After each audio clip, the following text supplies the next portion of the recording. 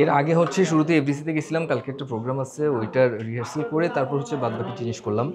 এখন এটা প্রযোজক পরিচালক সবার উপর আসলে ডিপেন্ড করছে। মাত্র তো জার্নিটা শুরু হলো, সো জার্নি শুরু থেকে আপনাদের অনেক বেশি সাপোর্ট পাচ্ছি, তো আলহামদুলিল্লাহ। এটা আসলে কাজ কিংবা ভবিষ্যতে আমরা কেউ দেখতে পারি না, সো এখান থেকে আসলে দেখা যাক, আল্লাহ ভরসা। মাথায় আসলে আশাটা কি স্বাভাবিক, মানে কোনটা আসে? সুন্দরী নায়িকার সাথে কাজ করছি এরকম কিছু? সবাই তো ধরেন মানে নায়িকা মানেই তো আসলে সুন্দরী, তো সেখান থেকে তার কাজের যে জার্নি কিংবা তার যে একটা জায়গা, এটা তো ডেফিনেটলি নিঃসন্দেহে এটা অনেক বড় একটা জায়গা না। হ্যাঁ। সো সেখান থেকে আসলে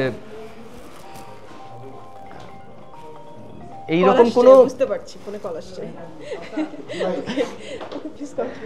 সো এটা ধরেন গল্পের চরিত্রের প্রয়োজন অনুযায়ী আসলে সব কিছুতে আসলে হয়, তো সেখান থেকে আসলে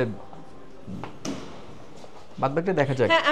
এটা হওয়ার কি কোনো অপশন আছে? কারণ আমরা উত্তরবঙ্গের মানুষ, তো সেখান থেকে ধরেন তার বাসা বগুড়া, আমার বাসা বগুড়া, তো আগে তো ধরেন যখন দেখা হয়নি কিংবা গল্পের সিটিং হয়নি, তখন আসলে অনেক অনেক কিছুই মনে হয়েছে, বাট গল্পের জায়গাটা থেকে সেও এর আগে প্রডিউস করেছে, আমিও করেছি, সো জার্নি কিংবা গল্প নিয়ে তার চিন্তা ভাবনা এইগুলো আসলে নার্ভাসনেস সৃষ্টি করায় না। সিক্রেট আপনারা কবে মুক্তি দিতে যাচ্ছেন? এটা তো প্রোডিউসারকে বলা উচিত, অ্যানাউন্সমেন্টের সময় তো আসে যে ঈদুল ফিতর, ঈদুল আজহা। না, এটা আমি আসলে এটা অফিসিয়ালি, এটা আমি আসলে এখন কোনো কিছু বলতে পারবো না। আচ্ছা, তো এই যে নতুন করে এর আগে অনেক নায়িকার সাথে কাজ করেছেন, নতুন করে অপু বিশ্বাসের সাথে কাজ করার, অপু বিশ্বাসের অডিয়েন্সরা আপনাকে কিভাবে অ্যাকসেপ্ট করছে? এটা তো সিনেমা আসার পরে এখন তো অনেকেই অনেক জনই তো অনেক এক্সাইটেড, সো সিনেমাটা আসুক, রিলিজ হোক।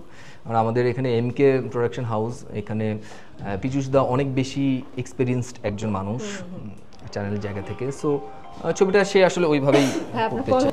এটা নিয়ে ঢাকা দেবদাসের প্রেসমিট কিংবা সবাই এটা প্রডিউসার অ্যাঙ্গেল থেকে কিংবা ওই অ্যাঙ্গেল থেকে আসলে জানানো হলে বেটার। আমি তো আজকে ঢাকায় দেবদাসে নাই, আমি আজকে আছি সিক্রেটে ভাইয়া।